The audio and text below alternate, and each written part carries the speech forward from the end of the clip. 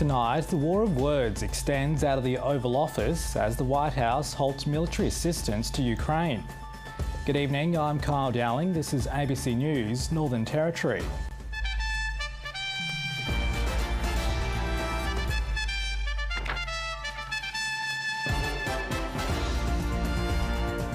Also tonight, a port in a political storm. The Chinese-owned Dowling port suddenly the focus of the federal election.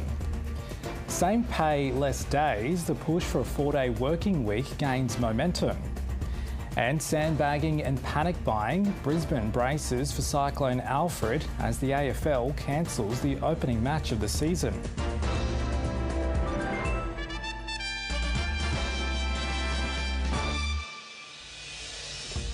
The US has suspended all weapons supplies to Ukraine following the row between Donald Trump and Volodymyr Zelensky. The Ukrainian leader angered the US president again today after saying the end to the war was still a long way off. The war of words are ratcheting up. He said he thinks the war's going to go on for a long time. And he better not be right about that. That's all I'm saying. Mr. Trump angry that Ukraine's president predicted peace with Russia was a long way off, was then pressed on whether he'd cut off support for the country. Who decided if you're going to suspend military aid to Ukraine? Have you made that decision? Well, I haven't even talked about that right now. I mean, right now, we'll see what happens. A lot of things are happening right now as we speak. I mean, literally, as we speak, I could give you an answer and go back to my office. The beautiful Oval Office, I could go back into the Oval Office and find out that the answer is obsolete. A few hours later, White House officials confirmed all aid would be paused and reviewed, leaving Ukraine cut off from the world's most powerful military. Last week, Donald Trump evicted Volodymyr Zelensky from the White House after their public blow-up. He accused the Ukrainian leader of acting like a tough guy because of US backing. This suspension of aid is clearly meant to weaken Zelensky's position and force him back to the negotiating table. The latest move from Washington also stepping up the pressure on Europe. Tomorrow, I will inform the member states through a letter about the Rearm Europe plan. We need a massive surge in defence without any question. We want lasting peace, but lasting peace can only be built on strength. In Ukraine, Russian attacks continue. Overnight, a drone hitting the town of Kharkiv. Any talk of a ceasefire seems a distant dream to people here. I do not believe in it. Because look, everything was torn down. What talks? Who even believes in that? Ukraine now facing an even more difficult fight for survival. Carrington Clark, ABC News, Washington. Anthony Albanese has raised the prospect of sending Australian peacekeepers to Ukraine just hours after his government appeared to rule out the idea. The Prime Minister says all requests for assistance will be considered, but the opposition insists Europe is best placed to provide troops. Here's Defence correspondent Andrew Green. For more than 2 years, Australian troops have trained recruits for the frontline fight against Russia. But could they also join the Ukrainians at home to help keep the peace? There's discussion at the moment about potential peacekeeping, and from my government's perspective, we're open to consideration of any proposals going forward. The British Prime Minister has led the charge for an international coalition on the ground once a deal is struck with Vladimir Putin to end the war. On Monday, the Albanese government seemed reluctant to sign up. Would we put troops or peacekeepers on the ground? Again, we're not envisaging that sort of commitment, but we stand shoulder to shoulder with Ukraine. Now it's a live option. Australia has historically played an important role in areas including in Africa, in Cyprus, in a range of peacekeeping areas. In terms of whether we should have boots on the ground in Ukraine, I don't support that. I think the Europeans have that task. And so the UN convoy pulled out. Australia last deployed boots on the ground in Europe for a United Nations mission in Yugoslavia over 3 decades ago. Ukraine says it would welcome the return of Australian peacekeepers to the continent. The Prime Minister will soon call an election, possibly as early as this weekend. And already there are signs defence will feature heavily in this year's campaign.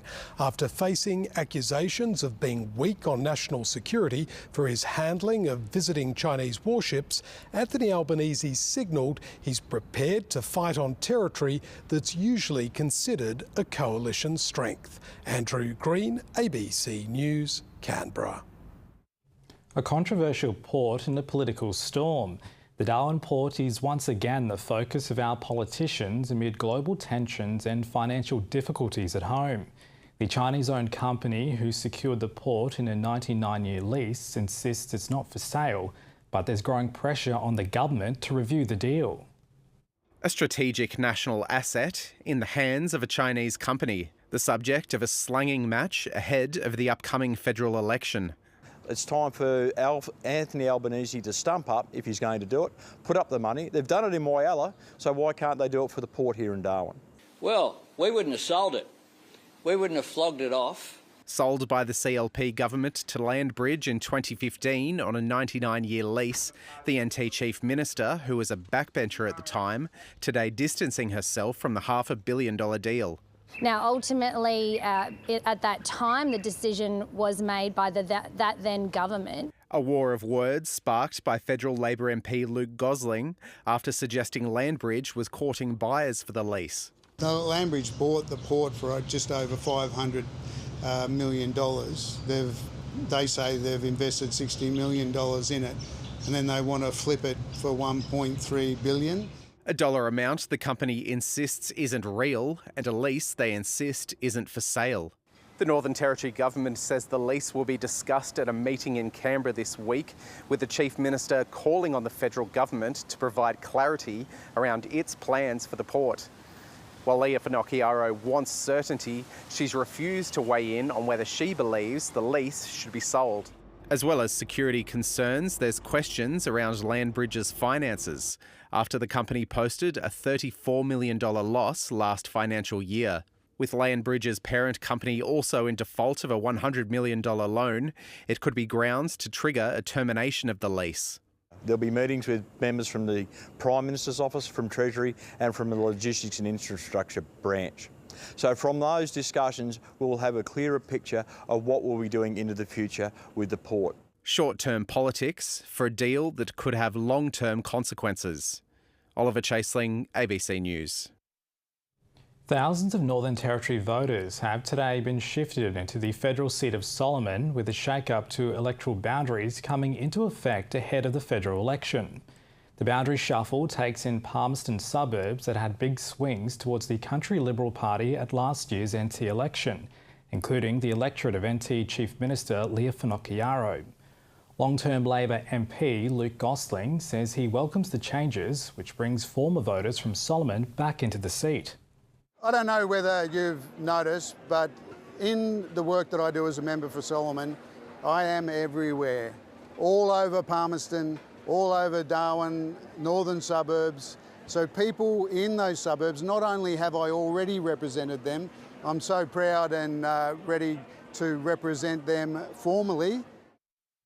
A senior Northern Territory executive has been found to have engaged in improper conduct and judged to be incompetent by the NT's anti-corruption watchdog. But exactly who that person is and what consequences they'll face, if any, remain hidden from the public due to a legal gag order. An identity shrouded in secrecy. Who is the senior Territory executive pinned by the anti-corruption watchdog for improper conduct? The Chief Minister isn't saying. I'm bound by the ICAC Act to deliver on that level of secrecy, which is a decision made by the ICAC.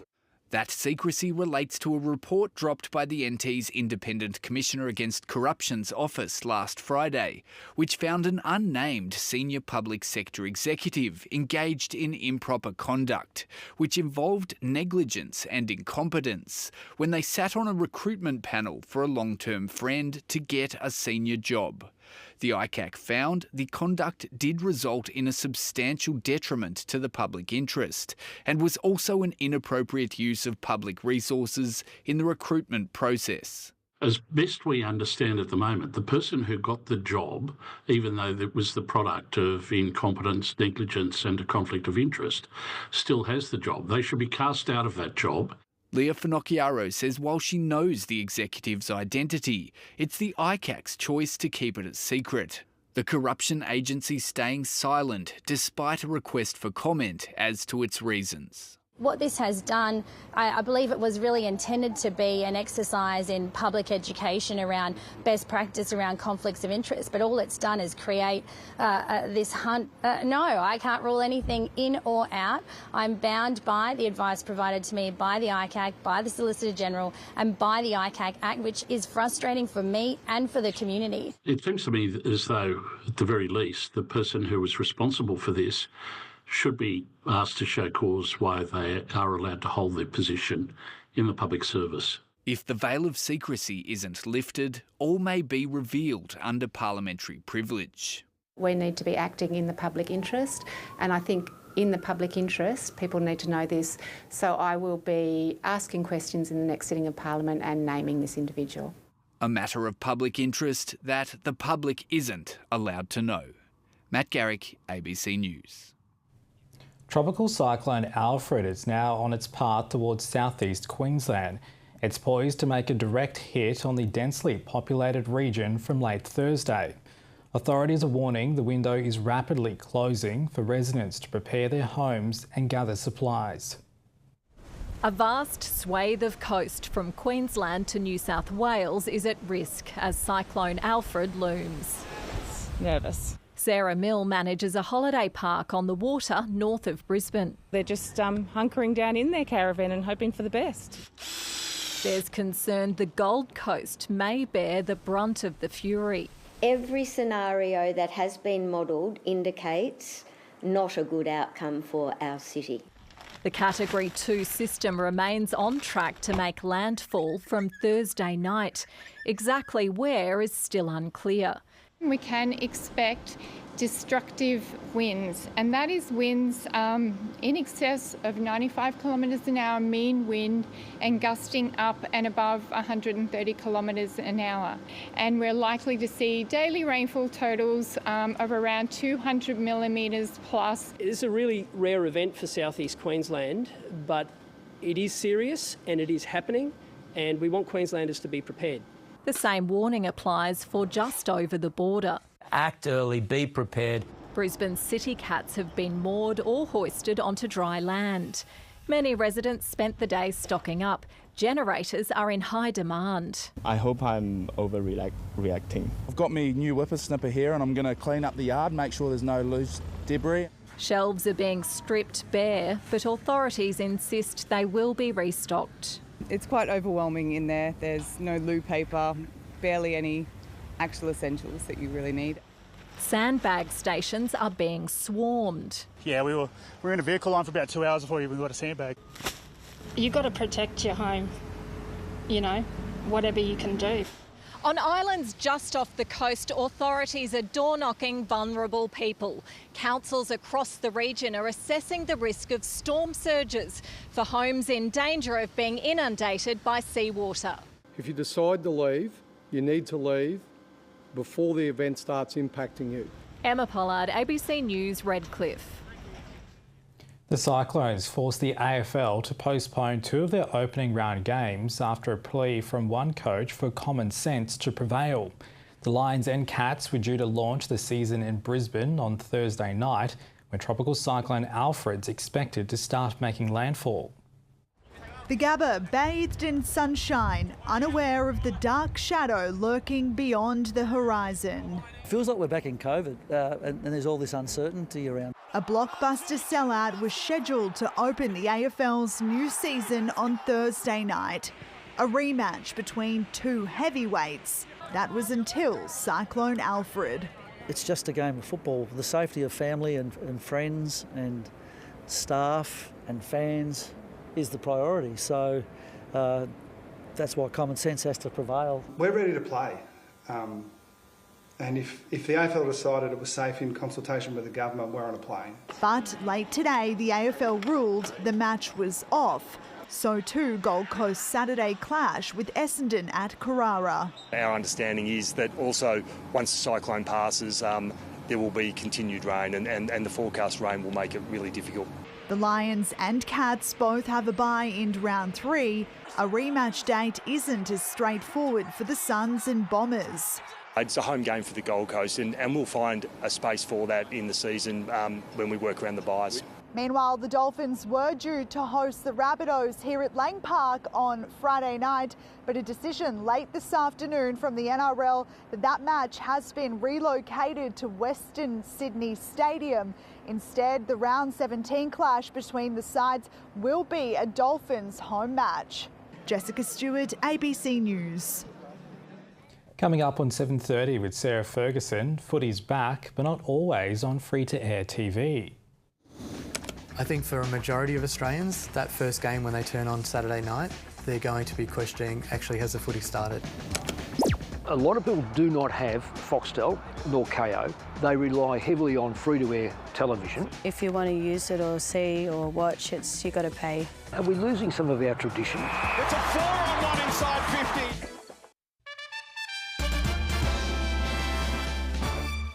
Hamas has accused Israel of taking the Gaza peace process back to square one as the Netanyahu government threatens consequences if remaining hostages aren't released.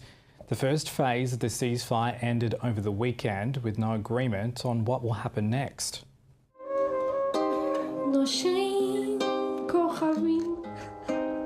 A crying shame. Mourners gather at the last of the funerals for the 8 Israeli hostages returned by Hamas in body bags.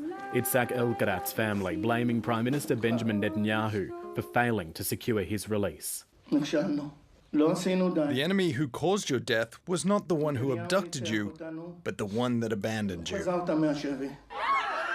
Anger spilling over into the parliament too, as families of people killed by Hamas on October 7 were initially stopped from observing a discussion about security failures on that day. The Prime Minister heckled as he issued this warning to the militant group. I say to Hamas, if you don't release our hostages, there will be consequences you can't imagine. Hamas is accusing Israel of trying to derail the ceasefire by asking to extend the first phase. Israel is pushing to return things to square one and overturn the agreement. In Gaza, there's growing anxiety the ceasefire could collapse altogether, as another 2 Palestinian men were killed by Israeli fire in Rafah. The IDF said they were violating security restrictions and posing a threat. North in Jabalia, 45-year-old Ayub fears for his family as Israel continues to block all supplies, including food and fuel. If they do not let aid in, famine will return as before, or even worse. This Ramadan, the family is breaking their fast, grateful for the moment to have something to feed their children. Matthew Doran, ABC News, Jerusalem. Pope Francis is continuing to rest and slept all night after suffering a setback in his pneumonia treatment earlier in the day with 2 episodes of acute respiratory failure. The Vatican had reported it was caused by significant accumulation of mucus and bronchial spasms. The pontiff required the use of non-invasive medical ventilation during his treatment. The 88-year-old has been in Rome's Gemelli Hospital for more than 2 weeks. Australian veterans suffering from PTSD and depression will soon have access to a new and unconventional form of treatment. The government is preparing to fund therapies that make use of MDMA and psilocybin, the compound found in magic mushrooms.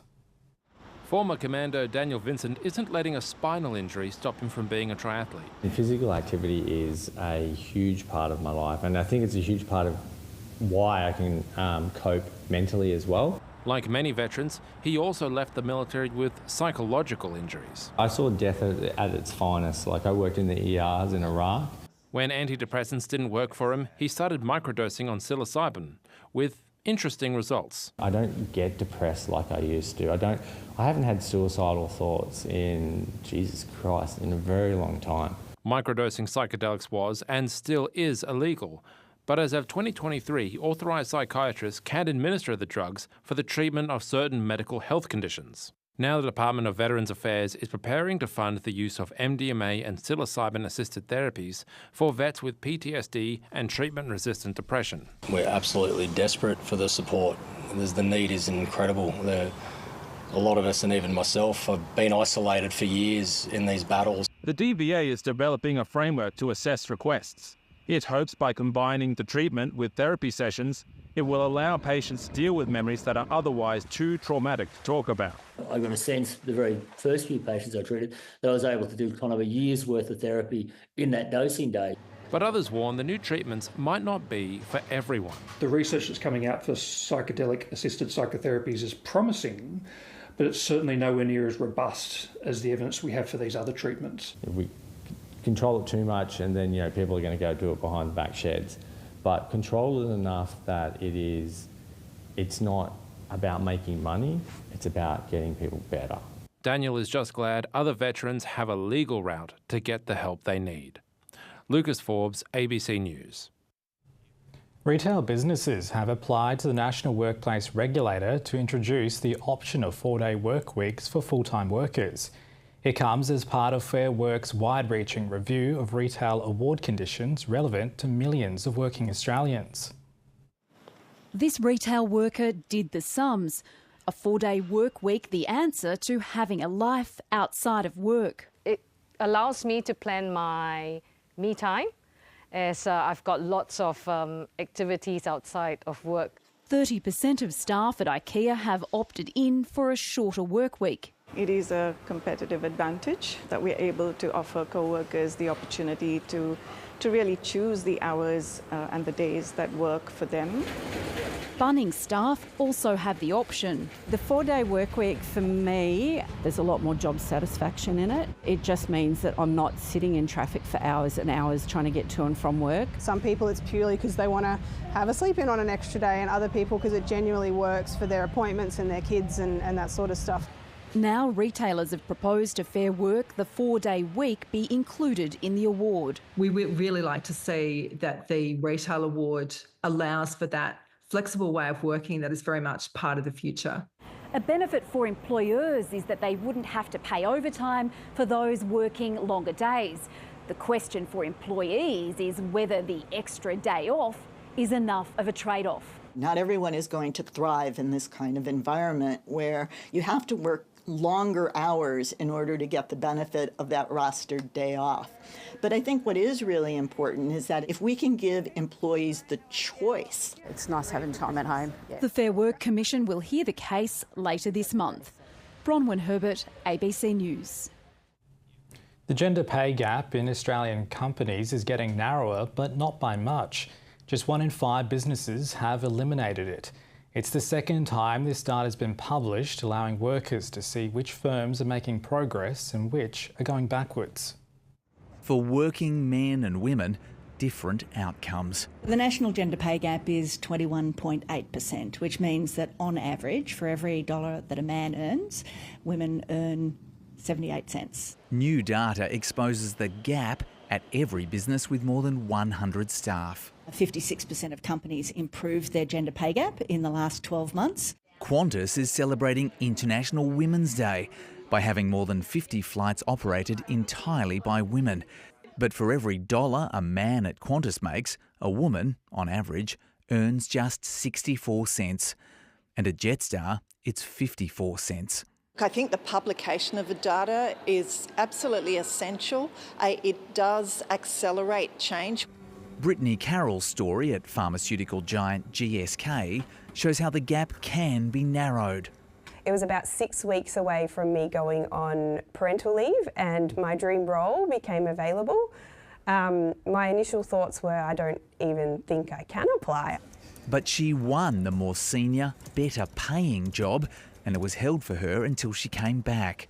The company's human resources boss says narrowing the gap takes time. So this data is a really positive step to be more transparent and to be able to have a better conversation with employees. Since our interview, the global company has dropped diversity targets to avoid breaking the law in the United States. where President Trump has slammed programs that support the inclusion of marginalised groups. Experts say companies here must comply with Australian law. Daniel Ziffer, ABC News. To finance now, and the US share market suffered its biggest fall of the year last night after President Trump said the tariffs on imports from Canada and Mexico would be going ahead. Here's Alan Kohler. America's 25% tariff on imports from Canada and Mexico came into effect at 4 p.m. our time. There is a growing suspicion that those and other Trump tariffs might cause a recession in the United States, so it was interesting that shares in New York last night fell more than in Mexico City or Toronto. In fact, of the three markets this year, the US has performed worst, flat versus a 1% gain in Canada and 5% in Mexico.